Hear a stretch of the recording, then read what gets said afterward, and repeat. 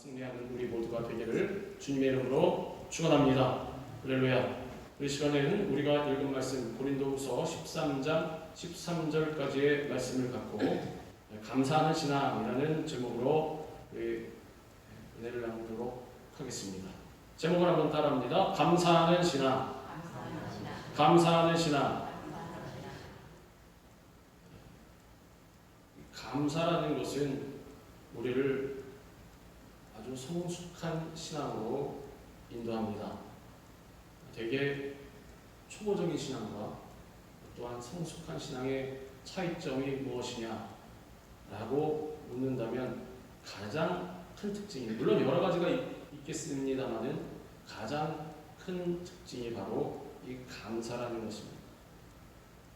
누누이 말씀드리건대 세상 사람들도 감사는 합니다. 우리 나가면 그러지 않습니까? 뭐만 해주면 땡큐, 뭐만 해주면 땡큐, 감사합니다. 근데 전제가 되는 것이 있습니다. 내가 그냥 가만히 길을 걸어가고 있는데 그냥 지나가는 사람이 나보고 땡큐 이러진 않습니다. 내가 뭔가를 해줘야. 그러니까 세상 사람들은 특징이 무엇이냐? 뭔가를 받아야 감사를 한다는 것입니다.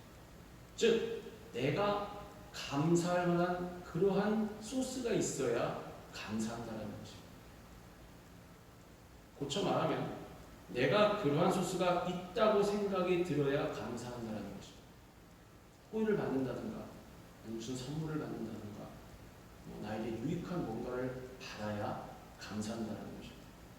그런데 우리 그리스도인들이 하는 감사는 달라요.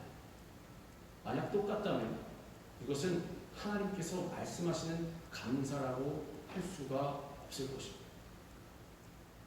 제가 한국에서 살다가 미국에 와보니 땡큐라는 말, 고맙습니다, 감사하다라는 말을 한국보다는 많이 하는 것 같습니다. 한국도 그렇다고 해서 호의를 받아도 모른 척하고 지나가는 것은 아닙니다. 고맙다고 하고 감사하다고 하는데 이 사람들은 습관이 좀 돼 있는 것 같습니다. 여기 있는 현지 미국 사람들은. 그런데 한국이든 미국이든 마찬가지인 것은 뭐가 있느냐? 뭔가를 특별히 내가 뭔가를 받아야만 감사를 한다는 사실. 이건 세상 사람 전 세계 어딜 가도 마찬가지인 것입니다. 그런데 그리스도인들은 달라야 한다는 것입니다. 즉 내가 뭔가를 받았다고 생각이 안 들어도, 그럴 만한 상황이 아니라는 생각이 들어도,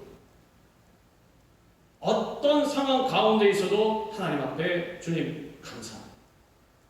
기뻐하고 감사합니다. 항상 기뻐하라. 쉬지 말고 기도하라. 또 범사에 감사합니다.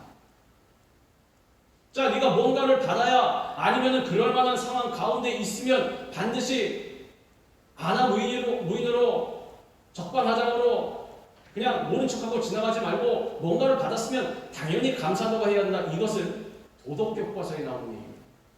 그리고 그건 당연히 해야 되는 것이고, 지금 우리는 이것을 배우는 수준에서 그치면 안 된다는 것입니다. 근데 우리 수준은 어떻습니까? 이 수준에 머물러 있습니다. 뭔가를 받아야 감사하는 것.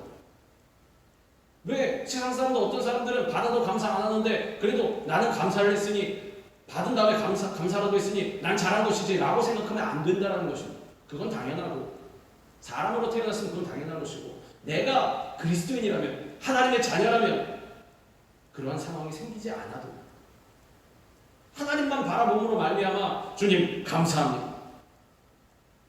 눈 이렇게 돼서 인상 쓰면서 눈을 글썽글썽하면서 억울해서 몸을 불불 떨면서 억지로 주님 감사합니다 이렇게 하는 것이 아니라 마음 가운데 진정으로 주님 감사합니다. 몸이 아파서 감사합니다. 이런 감사 들어보셨습니까? 주님 저의 사업의 길이 막혀서 감사합니다. 주님 제 상황이 너무나 억울하고 불편해서 주님 감사합니다. 이런 말 들어보셨습니까? 이런 고백? 잘 못 들어보셨어요. 그런데 우리 그리스도인들의 고백은 이렇게 돼야 한다는 것입니다. 주님 저의 길을 인도하여 주시고 시온의 내를 깔아주시고 제가 부족한 모든 것을 다 채워주시고 그래서 주님 감사합니다. 이건 초보적인 신앙. 그건 당연히 해야 되는 것이고, 만약에 그렇게 허락하여 주셨는데도 불구하고 감사하지 않았다, 그거는 X표입니다. X표. 그건 우리가 지금 성숙한 신앙이 된 우리가 나눠야 될 그런 계제가 아니고 우리가 나눠야 될 것은 무엇이냐? 내가 생각할 때 안 좋다는 상황, 억울하다는 상황, 또 마음에 근심이 있는 상황, 몸이 아픈 상황, 이런 상황 가운데 있어도 주님 감사합니다. 이것이 바로 하나님께서 박수 쳐주신 그러한 감사라는 거죠. 그러한 성숙한 신앙이요 믿음이라는 거죠. 우리가 무엇으로 믿음을 증명할 수가 있겠습니까? 하나님께서 늘 말씀하셨습니다. 우리에게 믿음을 한번 증명해 보이라. 너의 믿음을 보자. 너의 믿음이 무엇이냐? 물론 주일 성수를 빠지지 않고 잘하는 것, 그것도 믿음이라고 할 수가 있습니다. 믿음입니다. 그러나 더 성숙한 믿음은 무엇이냐? 그렇지 않은 상황에도 불구하고 주님만 바라보고 주님을 믿고 주님께 감사할 수 있는, 안 그런 상황 속에서 감사할 수 있다는 것은 바로 주님을 믿고 있다는 증거가 되는 것입니다. 아니 근거가 어디 있어서 무턱대고 감사를 할 수가 있겠습니까? 우리도 사람인데 근거가 있어야 될 것이 아닙니까? 그게 무엇이냐? 그게 살아계신 하나님, 독생자 예수 그리스도, 우리와 함께 하시는 성령님. 오늘 말씀에 나와 있는 것이 우리가 많이 들었을 것입니다. 예배 마지막에 목사님께서 올라오셔서 축도하시지 않습니까? 그게 바로 이 고린도후서 13장 13절의 내용입니다. 주 예수 그리스도의 은혜와 하나님의 사랑과 성령의 교통하심이 너희 무리와 함께 있을지어다. 예수 그리스도의 사랑, 하나님의 은혜, 성령의 우리와 교통하시고 일하심, 이것으로 인해서 우리가 감사할 수 있어야 한다는 것입니다. 이 사실을 잊어버리면 안 됩니다. 우리가 세상 살아가는 동안에 늘 이 사실을 잊어버리고, 예수 그리스도의 그 놀라운 사랑을 내가 받았지, 하나님의 놀라운 은혜를 내가 받았지, 성령님께서 늘 나와 함께 하시고 나의 삶에 일하고 계시지, 이것을 까먹고 감사하지 못한다는 것입니다. 내 삶이 내가 생각할 때 잘 되고 있는 것 같으면 이 사실을 기억하는데, 아 하나님께서 일하고 계시는구나, 아 예수님이 나를 사랑하시는구나, 그렇게 고백하는데 그렇지 않은 것 같은 상황이 발생하면 잊어버린다는 것입니다. 왜? 우리의 생각 속에는 하나님께서 나를 사랑하시면, 예수님이 나를 사랑하시면, 성령님이 일하고 계시면 내 삶은 내가 생각하는 대로 그렇게 방향으로 흘러가야 돼 라고 생각하고 있기 때문에 내 주관에 따라서 감사하느냐 안 감사하느냐를 판단하고 그렇게 살아간다는 것입니다. 그럼 무엇입니까? 내 삶의 주인이 나라는 것입니다. 판단 근거가 내 생각, 내 입맛에 맞으면 감사하고 안 맞으면 감사하지 못하겠다는 것입니다. 그럼 뭐가 나옵니까? 원망 불평. 그게 누굽니까? 이스라엘 백성들 광야에 딱 하나님께서 살려달라고 막 부르짖어서 애굽에서 탈출하게 하셨는데, 광야로 탈출하게 하셔서 적과 꿀이 흐르는 가나안 땅, 사실 그냥 가면 그 며칠 안 걸립니다. 그것만 좀 참고 가면 되는데 그 며칠 가는 동안에 금방 사람이 바뀌어져가지고 목 좀 마르다고, 배 좀 고프다고, 떼약볕 좀 내리쬐다고, 왜 나를 괜히 끌어내서 거기서 잘 살고 있었습니까? 잘 살고 있으면 맨날 하나님 찬양해야지 왜 죽겠다고 그렇게 부르짖습니까? 근데 사람 바뀌니까, 왜 잘 살고 있는데 나를 끌어내서 이러시니까 물도 없고 밥도 없고 옷도 없고 아무것도 없잖아요. 하나님께서 뭐라고 하셨습니까? 이 백성 목이 고든 백성이에요. 도저히 개선의 여지가 안 보인다. 또 모세에게 뭐라고 하셨어요? 야 너만 남겨두고 내가 다 진멸하고 너 한 사람으로 말미암아도 이 많은 백성을 일으킬 수가 있다. 걱정하지 마라. 그나마 모세가 성숙한 사람이라 하나님 앞에 죽을 결심으로, 주님 저의 이름을 생명책에서 지어주신 한이 있어도 주님 제발 이 백성 한 번만 더 용서해 주시옵소서. 그 눈물의 기도로 하나님께서 그래도 생각을 돌이키신 것입니다. 결국 그대로 어떻게 되었습니까? 백성이 다 진멸하지 않았어. 그 자손 살아남았어도 그 당시에 원망 불평하였던 20세 이상의 장정들은 다 광야에서 죽었다는 것입니다. 한 사람도 가난을 못하겠어요. 왜 그렇습니까? 한 가지는 감사하지 않았기 때문에. 우리는 그럽니다. 신앙생활 하는데 뭐 믿음도 있고 감사도 있고 또 여러 가지도 있고, 그러니까 그 중에 뭐 이렇게 대충 지킬 수 있는 것, 뭐 요땐 요거 지키고 저땐 저거 지키고, 우리 신앙생활의 한 부분이라고 생각합니다. 그냥 필요 조건을 충족시키는 여러 가지 조건이 있을 텐데 그 중에 하나가 감사. 그렇게 생각하면 절대로 안 됩니다. 그러면 그러지 않습니까? 선택적인 신앙생활이 되는 것입니다. 감사하지 않을 때 그냥 감사 안 하고, 감사할 만한 때 감사하고. 그러면 안 돼요. 왜냐하면 이스라엘 백성들이 멸망한 그 20세 이상의 장정들이 다 광야에서 엎드려진 근거 하나가 감사합니다. 하나가. 그거 하나 잘했죠. 이 사람들이 예배를 안 드렸습니까? 아니면은 뭘 안 했습니까? 신앙생활 다 했습니다. 때 되면 나와서 짐승 잡아서 예배 드리고 제사 드리고 할 거 다 했으면 우리처럼 주일날 주일 성수 다 하고 날수 예배 드리고 새벽기도도 하고 다 했습니다. 다 했는데 왜? 감사하지 못하거든. 원망 불평 입에서 나올 때 그거 하나 때문에. 나중에 하나님께서 뭐라고 하셨습니까? 왕정 시대가 다 지난 다음에 나중에 선지자들 그 시대가 되어서 야 너희가 드리는 이 제사의 제물 그 기름 그걸로 나는 이미 배불렀고 더 이상 냄새 맡기도 싫다. 내가 원하는 제사는 너희의 진정한 마음. 무슨 뜻입니까? 감사하지 못하고 만족하지 못하고 진정으로 그러한 삶이 내 삶의 예배로 자리 잡지 못한 상태에서 나와서 형식적인 제사만 드리니 너 그거 하지 마라. 그냥 차라리 네 마음이 먼저 변화돼야지. 예배 드리는 이유가 뭡니까? 와서 헌금 드리고 그리고 이 형식에 그대로 젖어서 앉아있다가 나중에 세상에 나와서 내 마음대로 살아가고 혹시나 예배를 드리면 내 삶이 좀 잘 될까 해서 예배 드리는 거 아니지 않습니까? 또 하나님께 영광 돌리는 것이 예배 드리는 거예요. 진정으로 내 마음을 고백하는 무슨 마음? 감사하는 마음. 근데 그것이 결여되어 있으면 그것이 빠져버리면은 내 신앙생활에서 한 부분만 조금 부족한 그러한 차원이 아니라 신앙생활 자체가 무너져 버린다는 것입니다. 하나님 그거 하나 보십니다.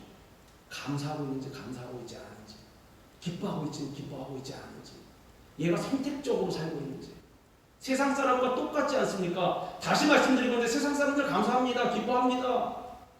내 삶이 잘 되면 감사하고 기뻐하고 지나간 사람 붙잡고도 감사합니다. 심지어는 크리스마스 때 되어서 교회 나온 사람이 있고 또 그런 사람은 뭐 4월 18일 또 절에도 가고 뭐 하긴 하지만 자기 뭐 하나님 믿냐 그러면 또 믿는다고 합니다. 근데 그게 진정한 신앙이라고 할 수가 있습니다. 없다라는 거죠. 하나님께서 감사하느냐 감사하지 않느냐를 보신다는 거죠. 하나님께서 일꾼으로 사용하시는 사람들은 누구였느냐? 모두 감사로 무장한 사람입니다. 감사합니다. 그러므로 하나님의 무조건적인 은혜로 구원받은 우리들은 주님 앞에 가는 그날까지 넘치는 감사의 삶을 살아가야 하는 것입니다. 그리고 그것이 바로 믿음의 증거가 되는 것입니다. 본문은 고린도 교회를 위한 사도 바울의 축복 기도이고 또한 우리를 향한 축복 기도이기도 합니다. 우리 축도라고 하지 않습니까? 축복 기도.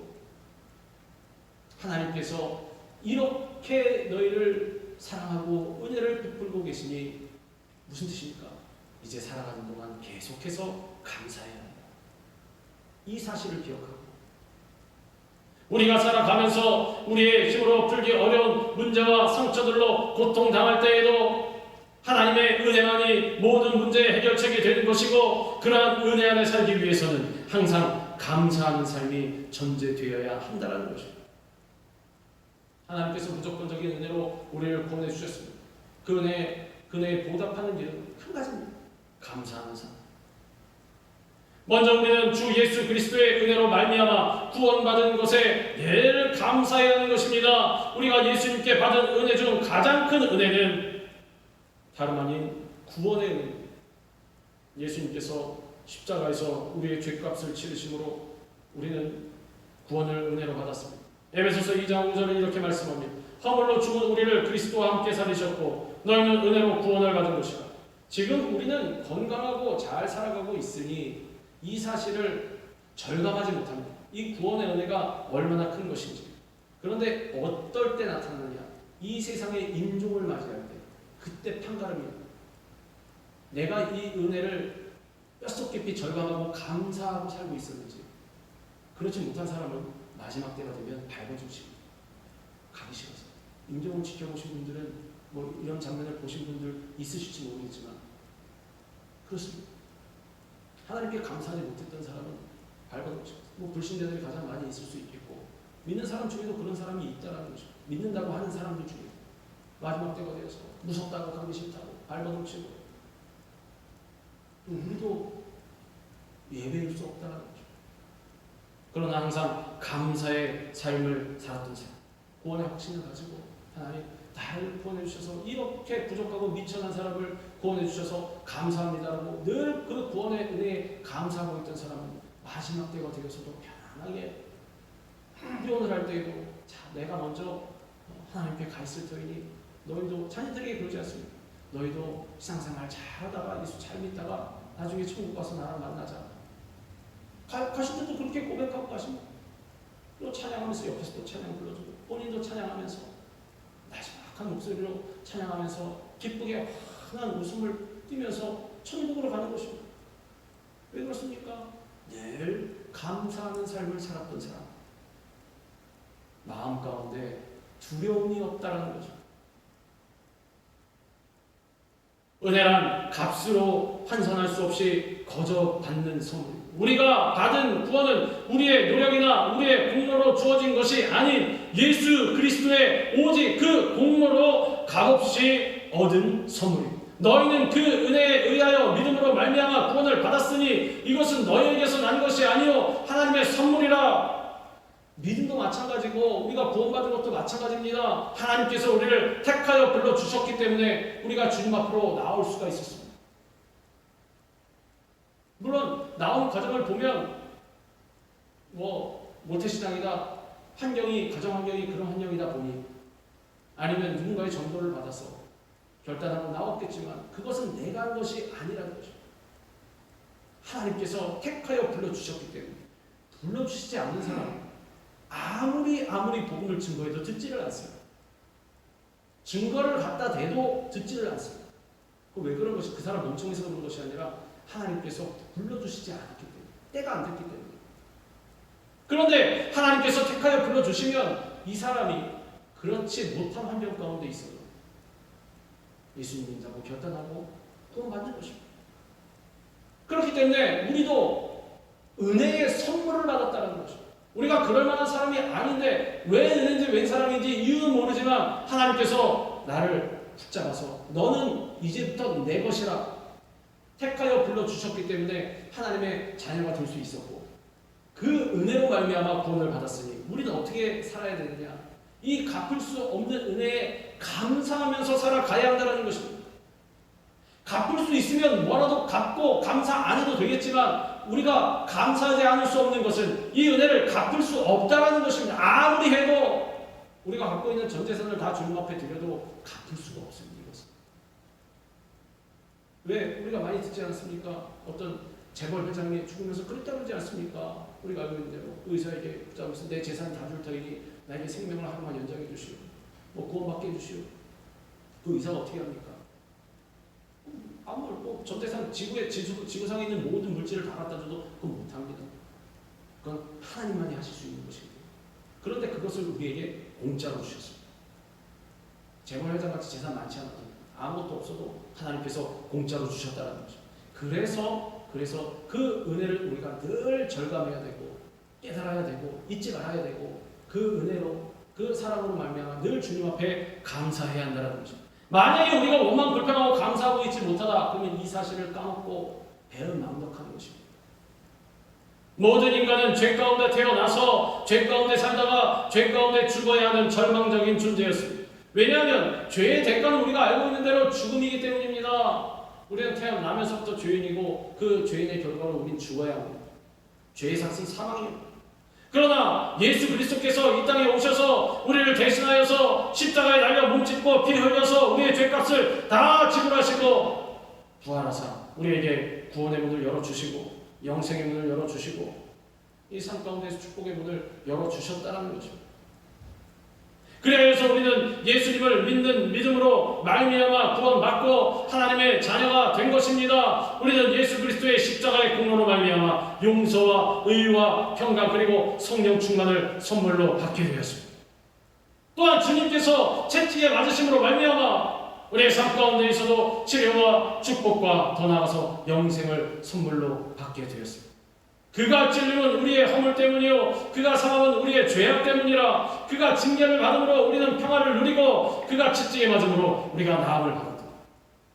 그러므로 우리가 살아가는 동안 어렵고 힘든 상황, 억울한 상황, 원통한 상황이 발생했을 때 무엇을 기억해야 되느냐? 우리 예수님께서 십자가에 달려 계심을 우리가 늘 바라볼 수 있어야 하는 것입니다. 늘 바라볼 수 있어요. 예수님 십자가에 달리시면 그거 나 힘든 상황은 따로 이렇게 되면 안 돼요. 그건 이중인격적인 삶이 되는 거죠. 현실과 우리 지금 살아가는 삶과 그리고 신앙생활이 하나가 되어야 되는데,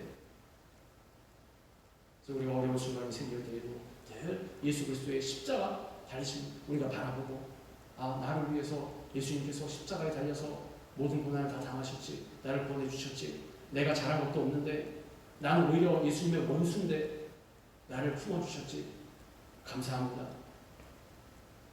나의 어려운 상황을 십자가라고 생각하고, 왜냐하면 우리 예수님 따라가려면 예수 그리스도의 십자가를 짊어지고 따라가야 한다고 주님께서 말씀하셨습니다.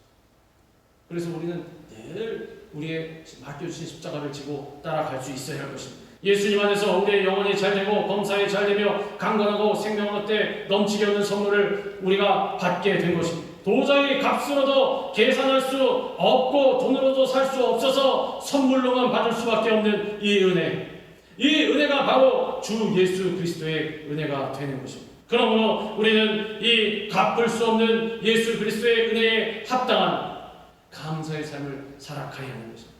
우리가 어느 곳에 발붙이고 살고 있습니까? 이 미국이란 나라에 발붙이고 살고 있습니다. 이 미국이 어떻게 생겨났습니까? 청교도들이 메이플라워를 타고 와서 신앙의 자유를 찾아서 메이플라워를 타고 와서 여기서 시도가 된 것입니다. 미국이란 나라가 세워진 것입니다. 65일간의 아주 험난한 항해를 한 끝에 이 북동부 지역에 있는 플리머스에 도착해서 이들이 가장 먼저 한 것이 무엇이냐? 예배드렸습니다. 교회를 건축했습니다. 하나님 감사합니다. 첫 해에는 얼마나 춥고 질병이 많았는지, 또 영양실조도 걸리고 먹을 것이 뭐가 있습니까? 102명 가운데 44명이 죽었습니다. 절반가량이 죽은 것입니다. 그럼 어떻게 됩니까? 이스라엘 백성들처럼 나를 왜 이곳으로 인도하셔가지고 우리 민족 다 죽게 하시면 이렇게 해야 되는데, 이들은 계속해서 감사하며 나갔습니다. 어려움 속에서도 좌절하지 않고 열심히 우리 주님 섬기고 열심히 일했습니다. 그리고 1년 후에 수확을 거뒀는데 수확이 많지가 않았습니다. 그런데도 불구하고 당시에 농사법을 가르쳐준 인디언들을 불러서 추수한 곡식을 넣고 감사의 예배를 드렸습니다. 그것이 무엇이 됐느냐? 추수감사절이 되었습니다. 추수감사절의 시초가 된 것입니다.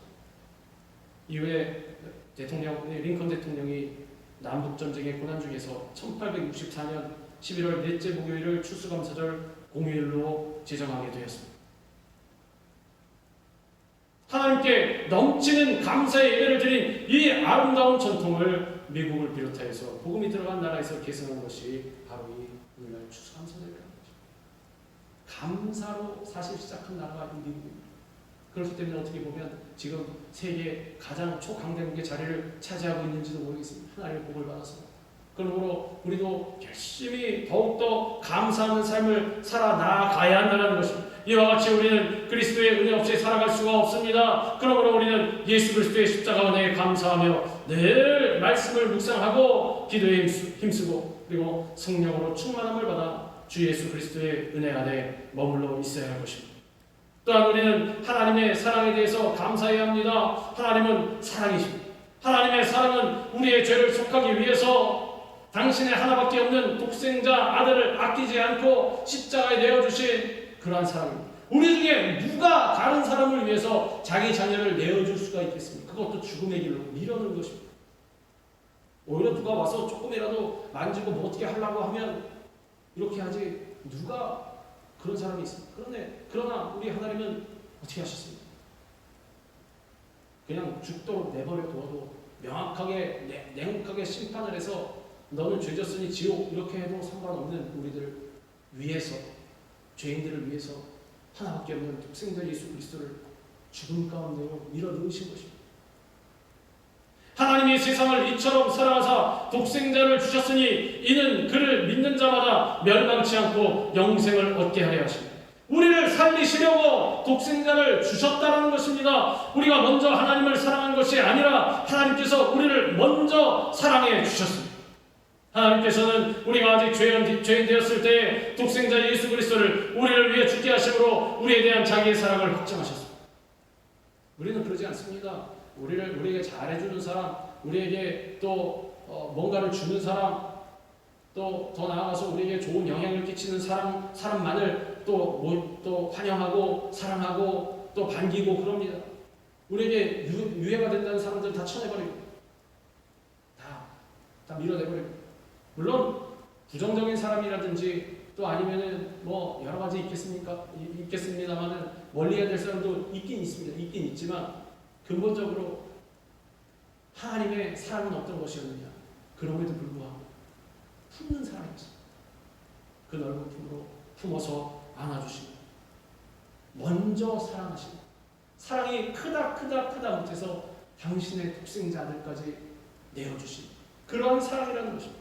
이처럼 하나님의 사랑은 우리의 죄를 사하시고 영생을 주시기 위해서 우리 대신 죽으신 그 사랑입니다. 우리는 이 놀라운 하나님의 사랑에 감사하여서 마음과 뜻을 다해 하나님을 사랑하고, 더 나아가서 같은 마음으로 이웃을 내 몸과 같이 사랑해야 하는 것입니다. 이웃이 누구니까? 나 외에 다른 사람이 다 이웃입니다.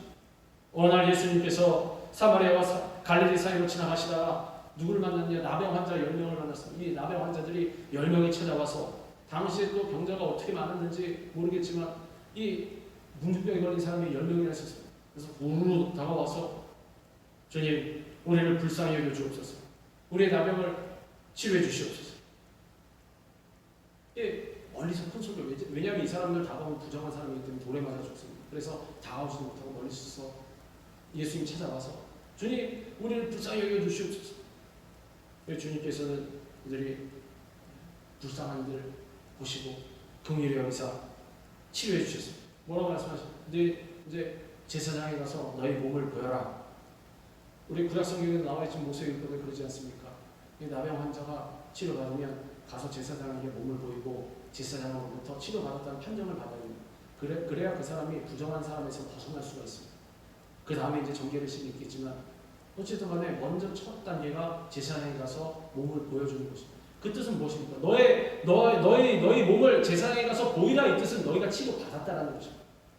이건 치료받아야 가서 보일 수 있는 것입니다. 가서 보이라. 그래서 그 말씀을 듣고 나병 환자들이 제사장에게 달려가는데 달려가던 중에 무엇을 알았느냐?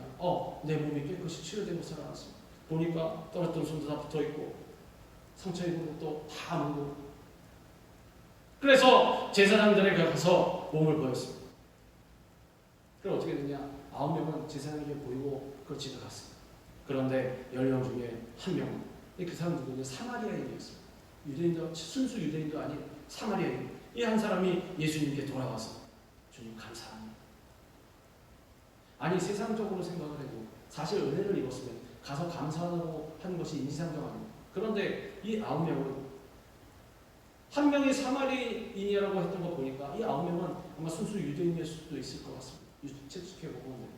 그런데 어쨌든 이들은 다 그냥 감사하지 않고 돌아갔다는 거죠. 근데 이 한 명 사마리아인이 와서 주님 앞에 엎드려서 주님 감사합니다. 그 예수님 묻으셨습니다. 야, 나머지 9명 어디 갔느냐? 하나님께서 분명히 묻으신다는 거죠. 내가 감사하지 못하고 살고 있으면 하나님께서, 야, 너의 감사는 어디가 있느냐? 대답할 수 있어요. 주님, 제가 주님 앞에 감사드립니다. 제가 그래서 나왔습니다. 이처럼 많은 사람들이 하나님의 크신 은혜와 사랑을 받고도 감사하지 않은 삶을 살아갑니다. 그러나 우리는 하나님으로부터 받은 은혜를 잊지 말고 받은 은혜에 감사로 보답하는 자가 되어야 할 것입니다. 송병주 목사님이라는 분이 계신데 그분이 책을 쓰셨습니다. 그런데 오후 5시에 온 사람이라는 책을 쓰셨는데 거기에 어떤 간증이 나왔습니다. 간증이 누가 한 간증이냐면 미랄 선교단, 여기 미국에도 있는 것 같습니다. 근데 이 미랄 선교단이라는 이 선교단 모임에 속해 있는 한 어머니의 간증이었습니다. 이 어머니는 젊었을 때 선교사가 되고 싶다고 이 간절한 열망을 가지고 열심히 신앙생활하면서 청년 시절을 보냈습니다. 그리고 이제 결혼을 했는데 아이를 3명을 얻었습니다. 하나님께서 선물로 3명의 아이를 선물로 주셨는데 이 아이들이 3명이 다 중증 장애아로 태어났습니다. 중증 장애아들 여러분들 보신 적 있을지 모르겠지만 거동 자체를 하지를 못합니다. 사람이 옆에 없으면 살아가지를 못합니다. 말도 제대로 못하고 밥도 제대로 못 먹고 행동도 제대로 못하고 그래서 이분이 좌절했습니다. 하나님 도대체 이유가 무엇입니까? 이렇게 3명의 중증 장애아를 자녀로 주신 이유가 무엇입니까? 주님 저주입니까? 아니면 질병입니까? 징벌입니까? 터져 나오는 질문을 가슴에 안고 기도하던 그녀에게 오늘 주시는 마음이 있었습니다. 하나님께서 마음 가운데 뭐라고 말씀하시느냐? 미안하구나 내 딸아, 이 세상에 꼭 보내야 할 연약한 새 영혼이 있었는데 너라면 잘 맡아줄 것 같아서 내게 보냈다. 내게는 참 미안하구나. 정말 미안. 그러나 잘 부탁한다. 그래서 이 자매님이 그렇게 울었답니다. 하나님이 날 사랑해 주셔서 나를 믿고 신뢰해 주셔서 이 땅에 꼭 와야 했던 새 천사를 나에게 선물로 주셨구나. 이렇게 깨닫고 나니 저주가 아니라 하늘의 선물을 안고 산다고 고백하게 되었다라는 것입니다. 때로 우리도 우리의 인생을 볼 때 저주받은 인생, 벌레만도 못한 인생처럼 여겨질 그러한 때와 그러한 순간이 있습니다. 왜 나에게만? 하지만 그것이 바로 내가 하나님의 아들이며 딸이라는 증거라는 것입니다. 가장 사랑하고 가장 신뢰하기에 우리에게 십자가를 맡기신다는 것입니다. 그런데 중요한 것은 그럴 때 하나님은 늘 침묵과 무능하심으로 일관하신다는 사실입니다. 인간적인 생각으로는 굉장히 야속해 보입니다. 굉장히 배신감을 느낍니다. 그러나 그럴 때 하나님께서는 말씀을 안 하신다는 것입니다. 그러나 중요한 것은 몰약은 으깨지고 터질수록 짙은 향기를 낸다는 것입니다. 포도주도 마찬가지입니다. 포도를 으깨서 강하게 밟고 짤수록 더욱 검붉은 빛깔을 내고 깊은 맛을 품게 된다는 것입니다. 고난과 고통은 우리를 향한 저주가 아니라 하나님의 가장 아름다운 뜻을 이루어가는 은혜라는 것입니다. 하나님은 가장 사랑하는 사람에게 고통의 길을 맡기신다는 것입니다. 만약에 나의 길이 어렵고 힘들다면 왜 감사할 수 있냐? 하나님께서 그만큼 나를 사랑하신다는 것입니다. 나를 믿고 계신다는 것입니다. 나에게 그 길을 맡기셨다는 것입니다. 어떤 상황에 있더라도 감사와 기쁨의 마음을 잊지 말아야 합니다. 내가 깨닫지 못할 뿐이지 기뻐하고 감사할 일들을 살펴보십시오. 나의 주변에 널려 있습니다. 그리고 기쁨과 감사는 더 큰